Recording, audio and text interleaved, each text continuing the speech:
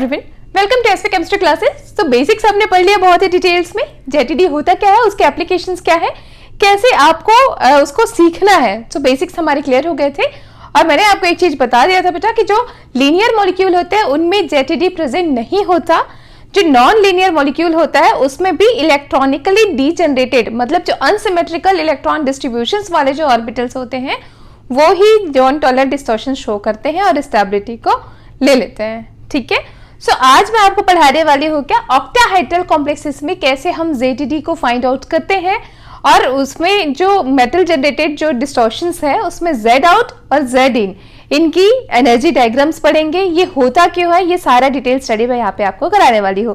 तो एक वर्ष आपका क्लियर था कि जो हमारे नॉन लीनियर मॉलिक्यूल थे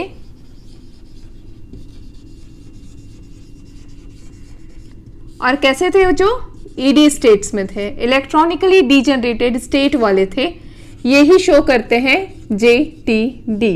ये बताया था। तो बहुत ही शॉर्टकट में जल्दी से देख लेते हैं कि किन में जेटीडी की स्टडी करेंगे और किन में जेटीडी की स्टडी नहीं करते हैं। सो अगर मैं बात करूं बेटा D1 सिस्टम की, तो D1 सिस्टम ऑब्वियस दिख रहा है हमको। D1 सिस्टम है तो कैसे होगा, T2Z1 EZ0। सो ये अनसिमेट्रिकल है। आप बोलोगे ना कि यस ये अनसिमेट्रिकल है, ऐसे ऐसे, और ओनली 1 इलेक्ट्रॉन जो है वहां यहाँ पे फिल है, तो ये क्या करेगा, जेटीडी शो करेगा। ठीक है। D2 सिस्टम की बात कर लीजिए। D2 सिस्टम आप सीधे से वैसे ही बनाओगे। यहाँ पे है, डीजनरेसी दिख गई आपको, ये खाली है तो इसमें डीजनरेसी है, तो ये भी क्या करेगा, जेटीडी शो करेगा। D3 सिस्टम की बात करें तो D3 सिस्टम में आप सीधे से देख पा रहे हैं 1 2 3, ये हो गया आपका T2G, पूरा सिमेट्रिकल है ना। और EG सेट जो है वो भी कैसा है, सिमेट्रिकल है, तो ये शो नहीं करता। लिखते जाइए फटाफट, सारे सिस्टम आपको ऐसे समझ आ जाएगा। फिर जो कुछ MCQ वाले क्वेश्चन बनेंगे ना, which one can not show that JTD, तो आप उसका आंसर सीधा कर दोगे। ठीक है। फिर D4 सिस्टम में चले जाएं तो D4 सिस्टम की बात करें अगर हम किसकी, हाई स्पिन की, हाई स्पिन या लो स्पिन हो, जो D4 सिस्टम है वो तो करेगा ही करेगा। क्यों? क्योंकि आप देखो इलेक्ट्रॉनिक कन्फिग्रेशन लिखते हैं 1 2 3 और ये हो गया आपका 4 ऐसे, तो यहाँ पे ये EG अनसिमेट्रिकल है, EG1 system, right. T2G2 system, तो क्योंकि ये अनसिमेट्रिकल है, यहाँ पे ये अनसिमेट्रिकल है, इसको अनसिमेट्रिकल टर्म बोलते हैं, तो यहाँ पे EG1 की वजह से क्या आएगा, जेटीडी आएगा। ये वर्ड्स मैं इसलिए भी यूज करा रही हूँ कि बाद में मैं आपको ट्रिक वे में फिर से समझाऊंगी कि किन में स्ट्रॉन्ग जेटीडी होता है और किन में वीक जेटीडी होता है। ठीक है। तो यहाँ पे T2G तो पूरा सिमेट्रिकल है, बट EG अनसिमेट्रिकल है। ड्यू टू दिस अनसिमेट्रिकली जो D4 हाई सिस्टम होता है, हाई स्पिन कॉम्प्लेक्सेस होता है, उसमें भी जेटीडी होगा और स्ट्रॉन्ग जेटीडी होगा। अभी से बता देते हैं, स्ट्रॉन्ग जेटीडी होगा। ठीक है। D5 सिस्टम की बात करें तो इसमें 2 केस बनेगा, एक हाई स्पिन का कॉम्प्लेक्सेस बनेंगे। तो D5 हाई स्पिन की बात करें बेटा तो कैसा होता है, हाई स्पिन EG में आएगा और T2G में आएगा। पेयरिंग नहीं होगी इलेक्ट्रॉन्स की, एक एक इलेक्ट्रॉन्स भर दीजिए। तो यहाँ पे आपको क्या दिख रहा है, सारा का सारा कैसा है, इलेक्ट्रॉनिकली नॉन डीजनरेटेड। यही बोलोगे आप, नॉन इलेक्ट्रॉनिकली डीजनरेटेड, या आप बोलोगे सिमेट्रिकल। तो यहाँ पे इलेक्ट्रॉनिक डिस्ट्रीब्यूशन सिमेट्रिकल हुआ है, तो ये जेटीडी शो नहीं करेगा, ये जेटीडी शो नहीं करेगा। ठीक है। रेड से कर देते हैं नहीं को। उसके बाद आ जाए D6 सिस्टम। D6 सिस्टम करेगा, चाहे वो लो स्पिन हो या हाई स्पिन हो, यस करेगा। अब बार बार लिखने की जरूरत नहीं है, एकदम समझ आ रहा है। बात करें D7 सिस्टम बेटा, D7 सिस्टम भी करेगा। D8 सिस्टम की बात कीजिए तो D8 सिस्टम में क्या होता है आपका, T2G में पूरे 6 इलेक्ट्रॉन, EG में 2 इलेक्ट्रॉन्स, मतलब सिमेट्रिकल है, कंप्लीटली दिख ही रहा है आपको 6 इलेक्ट्रॉन्स, और यहाँ पे 2 इलेक्ट्रॉन्स सिमेट्रिकल है, ये भी शो नहीं करता। D9 सिस्टम शो करेगा, स्ट्रॉन्ग शो करेगा। और D9 सिस्टम किस में शो करेगा आपका, EG वाला में, है ना, EG1 होता है, इसमें भी एक अनसिमेट्रिकली आती है, तो ये भी करेगा शो। EG3 लिख देते हैं। और उसके बाद फिर बात कर ले D10 सिस्टम की, तो D10 सिस्टम भी नहीं करेगा। सो आपको क्या क्या चीज़ें समझ आ गया, कौन कौन सा सिस्टम है जो नहीं करता। सो आप एक चीज़ देख पा रहे होगे कि जिस टाइम आपने CFSE पढ़ा था, है ना, क्रिस्टल फील्ड स्टेबलाइजेशन थ्योरी, जब आप पढ़े थे तो कुछ के CFSE जो है वो 0 होते थे और कुछ के CFSE कैसे होते थे, हाई होता था। तो 0 CFSE वाला कौन कौन से था, अगर मैं बात करूँ CFSE के बेस पे, CFSE जब आपने पढ़ा था क्रिस्टल फील्ड स्टेबलाइजेशन थ्योरी जब आप पढ़े थे तो वहाँ आप बोलते थे कि आप सीधे से यही बोलते थे ना कि मैम जो D0 सिस्टम होता है उसमें नहीं होता। साथ ही आप बोलते थे कि जो D10 सिस्टम होता है उसमें भी CFSE 0 ही होती है, मतलब 10 में D5 सिस्टम में भी CFSE 0 होती है, यही बोलते थे आप। तो इनके जो CFSE होता था, CFSE जो होता था वो क्या होता था, 0 होता था। और मैक्सिमम किस में होते थे CFSE? मैक्सिमम जो CFSE आप देखते थे वो होता था आपका D6 सिस्टम। कैसा हो जाए अगर लो स्पिन होता था इसमें, D6 सिस्टम अगर लो स्पिन हो जाए तब होता था, है ना। और अगर बात करें हम D6 सिस्टम जब लो स्पिन हो जाए तो बहुत ज़्यादा CFSE आता था, मैक्सिमम, यहाँ लिख देते हैं मैक्सिमम। और कब आता था, D3 सिस्टम में आता था, है ना, मैक्सिमम। और ये इस टाइप का होता था आपका। सो एक चीज़ हमें समझ आ रहा है कि जिनमें मैक्सिमम CFSE है उनमें भी ZTD नहीं होता, इसमें मैक्सिमम CFSE है पर ZTD ये भी नहीं शो करते और ये भी शो नहीं करते। तो सीधे सीधे से एक डब्बे में इसे रख लीजिए कि कौन कौन सा कॉन्फ़िगरेशन है इलेक्ट्रॉनिक जो कि ZTD शो नहीं करता ऑक्टाहाइड्रल कॉम्प्लेक्सेस में। तो D0 में नहीं पढ़ेंगे, D10 में नहीं पढ़ेंगे बेटा, D5 में नहीं पढ़ेंगे हाई स्पिन में, D6 लो स्पिन में नहीं पढ़ना है और D3 सिस्टम में आपको नहीं पढ़ना है। साथ ही एक और छूट गया है, D8 सिस्टम, मैंने बताया था अभी आपको, D8 सिस्टम है उसमें भी आप नहीं पढ़ोगे, ठीक है, D8 सिस्टम। तो इतने सारे सिस्टम है जिसमें ZTD की स्टडी नहीं करते। एक जो MCQ का क्वेश्चन है वो यही से बन जाएगा आपका। अब स्टार्ट करते हैं, Z आउट क्या होता है, Z इन क्या होता है, उसको डिटेल में मैं सबको समझाने वाली हूँ, ठीक है। अब ये इलेक्ट्रॉनिक जो डिजनरेसी होती है उसी को रिमूव करना और किसी भी मॉलिक्यूल को स्टेबलाइज करना, यही तो है ZTD का काम। तो ये जो इलेक्ट्रॉनिकली डिजनरेटेड ग्रुप्स है उसको कैसे रिमूव करते हैं, थोड़ा उसको समझ लेते हैं, ठीक है।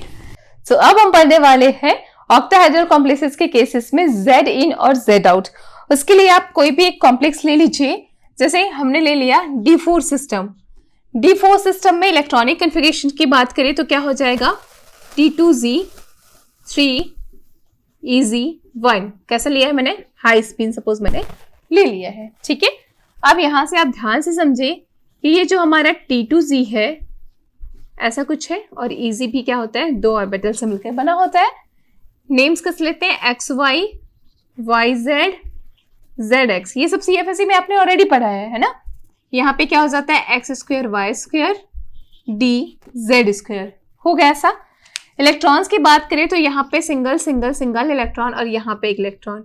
अब एक चीज है, आपके ब्रेन में क्वेश्चन जरूर आ रहा होगा कि यहाँ पे ये जो 1 इलेक्ट्रॉन्स है, ये इलेक्ट्रॉन जब हम रिमूव करेंगे या रिमूव करने से पहले किस में जा रहा है ना।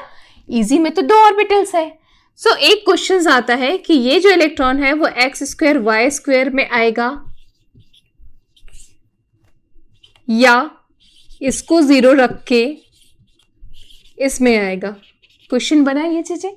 तो यही क्वेश्चंस को आपको समझाने के लिए यहाँ पे आता है Z और Z इन। सो यहीं से ये कॉन्सेप्ट बिल्ड होएगा बेटा। सपोज यहाँ पे हमने क्या किया, एक केस ले लेते हैं जिसमें ये जो इलेक्ट्रॉन्स है, एक केस लिया मैंने जिसमें क्या कर रही हूँ, ये जो मेरा इलेक्ट्रॉन है उस इलेक्ट्रॉन्स को मैं फिल कर रही हूँ किसमें, ये वाला स्ट्रक्चर, इसको हम डाल रहे हैं DZ स्क्वायर वाले ग्रुप्स में, DX स्क्वायर Y स्क्वायर को छोड़ दे रहे हैं। तो मतलब इलेक्ट्रॉन्स कहाँ पे है अभी, DZ स्क्वायर में है। तो जब इलेक्ट्रॉन DZ स्क्वायर में होगा तो आपको पता है CFSE जब हम पढ़ते थे तो ये हमारा Z वाला ऑर्बिटल्स है और ये हमारे XY वाले ऑर्बिटल्स हैं, X स्क्वायर Y स्क्वायर वाले। सारे एक्सिस में बना देते हैं क्योंकि होता तो सभी एक्सिस में है। तो ये हमारे X स्क्वायर Y स्क्वायर वाले हैं और ये हमारा क्या है, Z स्क्वायर वाला है। जैसे आपको समझ आ रहा है मैंने Z स्क्वायर वाले में इलेक्ट्रॉन्स को भर दिया है। तो आपको एक चीज समझ आ रहा है कि जैसे ही Z स्क्वायर वाले में इलेक्ट्रॉन्स को हमने भरा तो होगा क्या, आने वाला जो लिगेंड्स है वो इसमें ज्यादा रिपल्सन फील करेगा। आने वाला जो लिगेंड्स है वो यहाँ पे ज्यादा रिपल्सन फील करेगा क्योंकि इसमें पहले से इलेक्ट्रॉन्स है, राइट। तो यहाँ पे ज्यादा रिपल्शन फील करने की वजह से ये जो लिगेंड्स है वो दूर ही रह जाएगा। जबकि यहाँ पे न्यूक्लियस से अट्रैक्शंस बढ़ रही है, यहाँ कोई इलेक्ट्रॉन्स नहीं है, ये तो वैकेंट्स है। सो वेकेंट्स की वजह से इन पे अट्रैक्शंस बढ़ रहा है, किसका? न्यूक्लियस का। तो due to the nucleus attractions ये लिगेंड कहीं यहाँ पे आ जाएंगे, ये लिगेंड बिल्कुल पास पास आ जाएगा, इसके लिगेंड्स क्या हो जाएगा? पास पास आ जाएगा, पास पास आ जाएगा। सो आपको एक चीज समझ आ रहा है कि जब आप CFSE पढ़ते हो तो वहां पे दो टाइप का इंटरेक्शन पढ़ते हैं, एक फार इंटरेक्शन और एक क्या करते थे? Near interaction. फार फील्ड में इंटरेक्शन होता था, नियर फील्ड में इंटरेक्शन होता था, ठीक है। सो यहाँ पे बिल्कुल उसी चीज को याद करें कि यहाँ पे पहले ही जो आया हुआ लिगेंड है वो दूर है, दूर होने की वजह से इनकी एनर्जी कम हो जाती है और ये लोअर स्टेट में आ जाते हैं, और इनकी एनर्जी जो है वो ज्यादा बढ़ जाती है क्योंकि आके लिगेंड्स ने इसके साथ इंटरेक्शन कर लिया और स्प्लिटिंग में इनकी एनर्जी बढ़ जाती है। और जब स्प्लिटिंग होता है इजी का तो ये वाले सेट ऊपर चले जाएंगे और ये वाले सेट बेटा क्या हो जाएगा? नीचे आ जाएगा। तो चीजें आपको समझ आया होगा।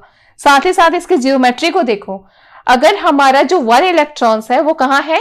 Eg के कौन से वाले सेट में है? dz स्क्वायर वाले सेट में है। अगर अनपेयर्ड इलेक्ट्रॉन dz स्क्वायर वाले सेट में है तो ये कैसा स्ट्रक्चर्स बनाएगा? ये स्ट्रक्चर बनाएगा टेट्रागोनल इलोंगेशन स्ट्रक्चर। कैसा बनाएगा? Tetragonal elongation. क्यों? क्योंकि आपने देख लिया कि z वाले ही तो ज्यादा थे, ये देखो रिपल्शन ज्यादा था, इलोंगेटेड हो चुका है। तो इस केस को आप बोलोगे z आउट, इस केस को आप क्या बोलोगे? z out. साथ ही इसको क्या बोलते हैं? मैंने अभी वर्ड यूज किया, टेट्रागोनल इलोंगेशन का केस है ये।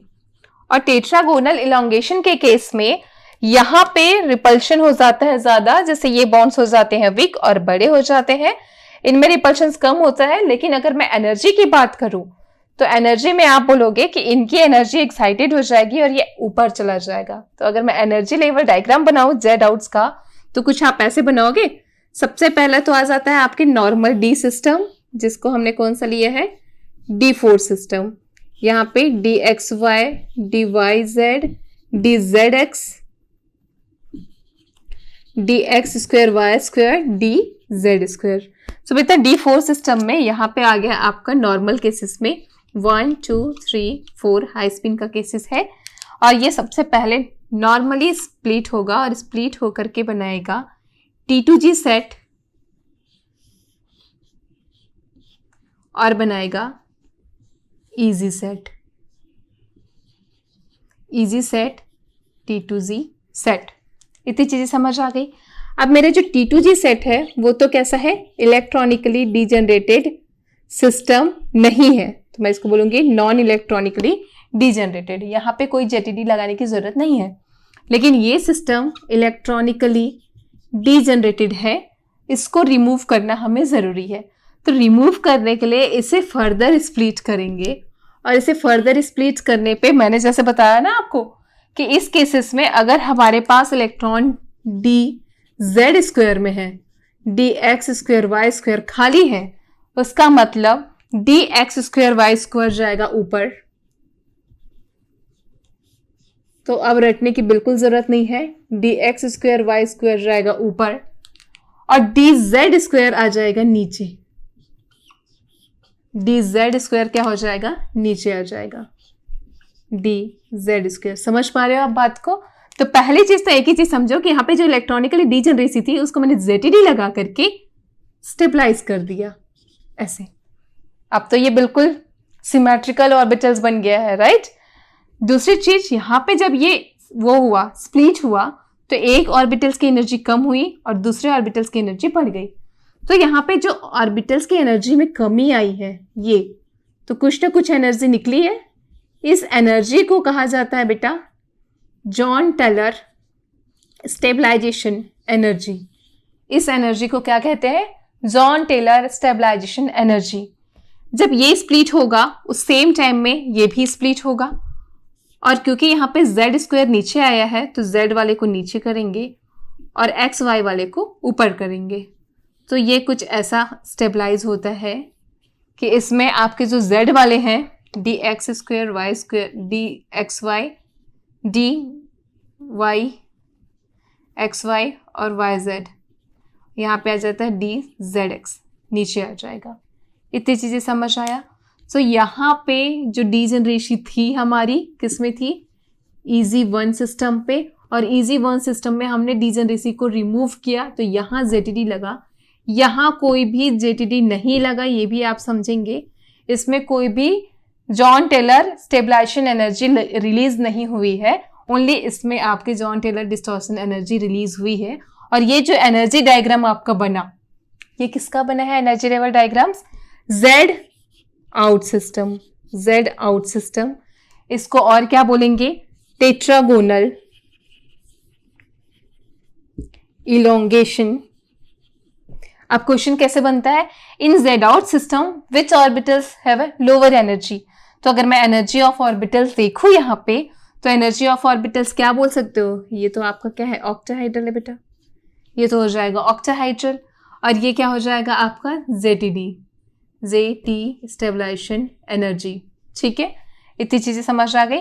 अगर मैं ऑर्बिटल्स के उसको देखूं, सीक्वेंस को देखूं, तो मैं ऐसे ही कुछ बोलूंगी, XY वाला ऊपर आएगा और ये दोनों नीचे आएंगे। ये मिस्टेक से बन गया, ये दोनों नीचे आएंगे, XY वाला ऊपर, क्योंकि XY वाला ऊपर था, बाकी DYZ DZX वाले नीचे रहेंगे। इतनी चीजें समझ आ गया। एनर्जी का ऑर्डर्स आप लिख सकते हो, सबसे कम एनर्जी किसकी है, सबसे कम एनर्जी तो इन्हीं की है, DYZ बराबर है किसके, DZX के, फिर बढ़ते जा रही है DXY, और फिर आ जाएगा आपका DZ स्क्वायर, और फिर आ जाएगा DX स्क्वायर Y स्क्वायर। तो ये Z आउट्स के लिए आपको समझ आ गया होगा। ये बहुत अच्छे से समझना है, इसी के बेस पे हमारा बना कि जब भी Z आउट होता है तो Z आउट होता है उसको हम इलोंगेटेड केस बोलते हैं। Z आउट मतलब Z एक्सिस में आकर के इलेक्ट्रॉन्स है, ड्यू टू इलेक्ट्रॉन्स रिपल्शन बढ़ जाता है, लिगेंड दूर दूर रह जाता है। क्योंकि लिगेंड्स दूर दूर रह जाता है तो यहाँ पे अट्रैक्शन कम हो जाता है न्यूक्लियस के थ्रू, और यहाँ पे ये जो फार इंट्रैक्शन है वो तो बढ़ता है, पर नियर इंट्रैक्शन घट जाता है। इसकी एनर्जी बेटा हाई हो जाती है और इसकी एनर्जी हो जाती है लो। ऐसा डायग्राम्स हमको मिल जाता है।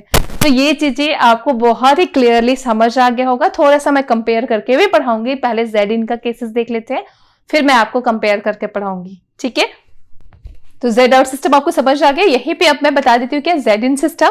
तो जैसे कि मैंने बताया था कि ये इलेक्ट्रॉन्स कहीं भी रह सकता है।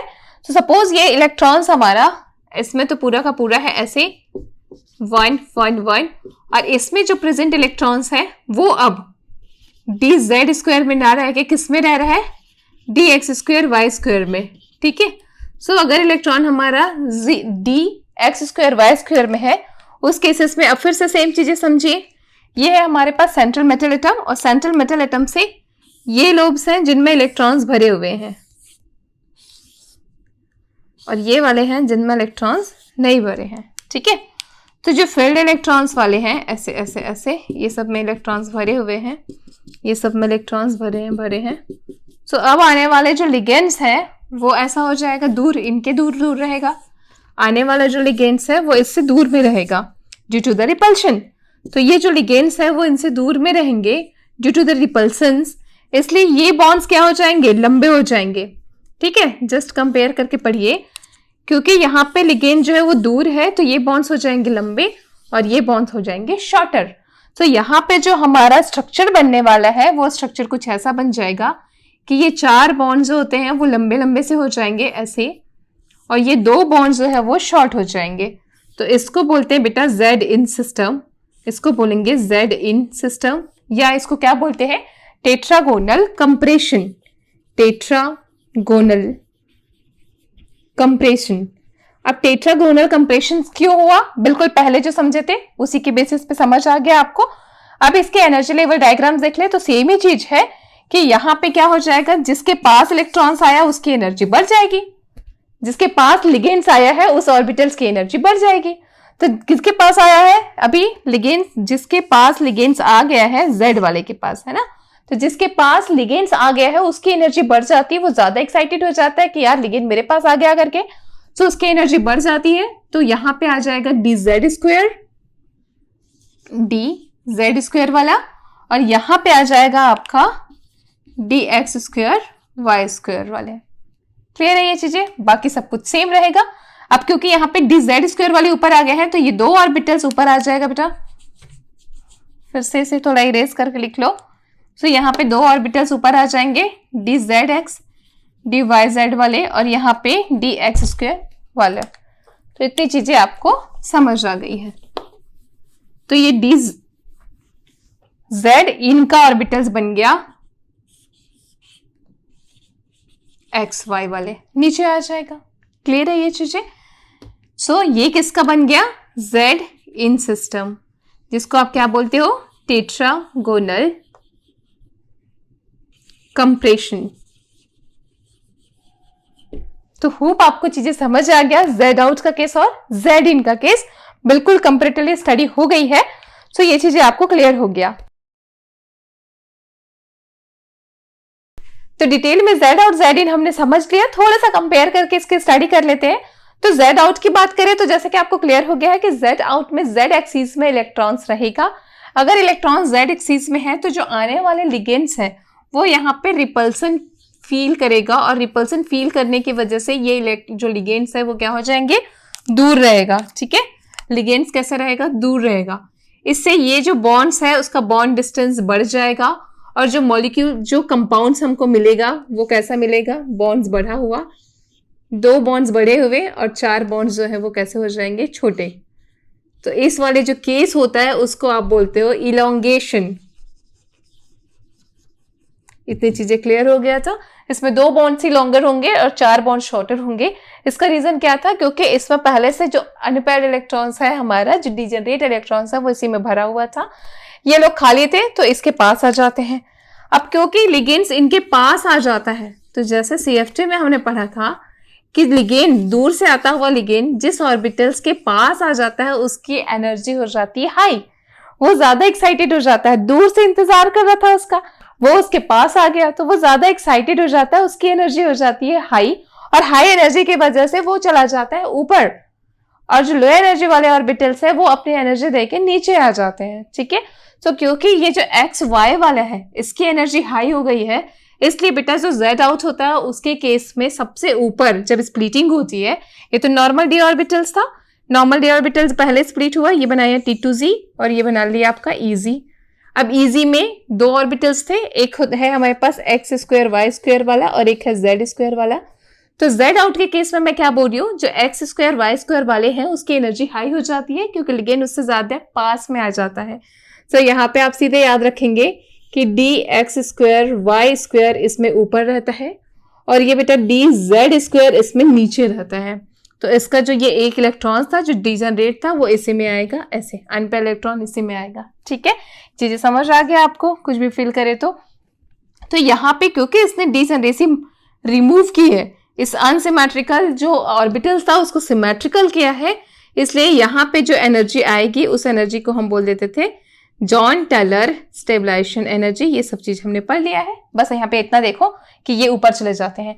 और जब इस केसेस में ये एक्स वाई वाले ऊपर जा रहे हैं तो T2G सेट में भी बेटा एक्स वाई वाले को ऊपर ले जाओ, डी एक्स वाई को, है ना। और बाकी 2 बच्चे जो डी एक्स वाई ऊपर चले गया तो कौन कौन सा बच गया आपका, d x z and d z y. ठीक है, एक्स जेड और जेड वाई ये नीचे बढ़ गया। कौन कौन सा होता है, d x y, d y z, d z x. Yes, यही होता है। तो वाई जेड वाले ये नीचे आ गए, एक्स वाई वाले ऊपर चले गए।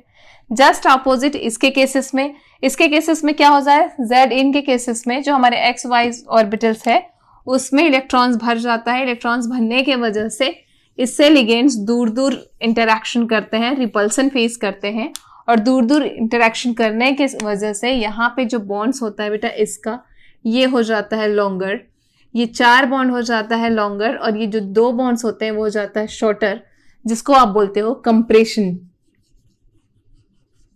टेट्रागोनली कंप्रेस्ड हो जाते हैं 2 बॉन्ड्स।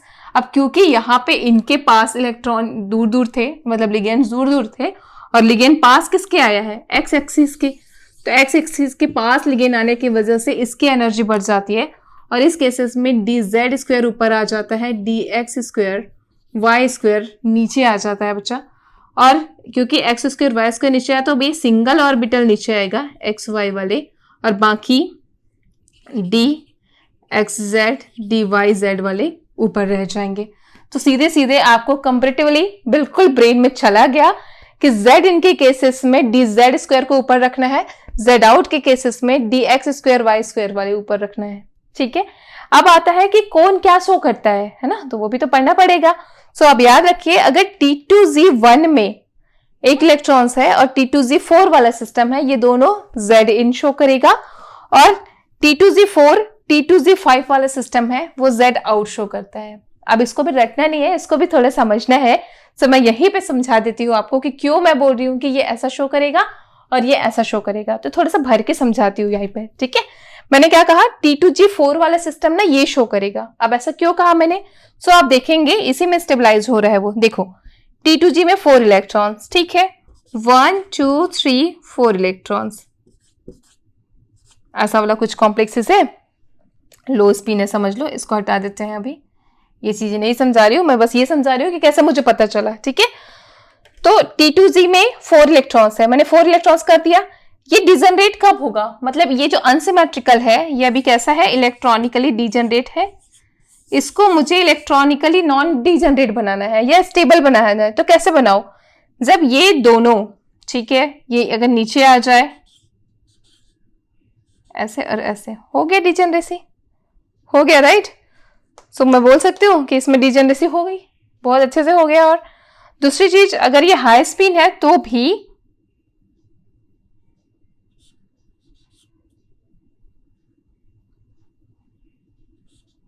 डिजनरेट हो रहा है बेटा, सही है, ये बोलो सिमेट्रिकल हो जा रहा है, अनसिमेट्रिकल से सिमेट्रिकल हो जा रहा है, सही है, ठीक है। अगर इसी को उल्टा रख देते हम तो क्या होता, 1 और फिर 1 1, तो भी हो जाता सिमेट्रिकल,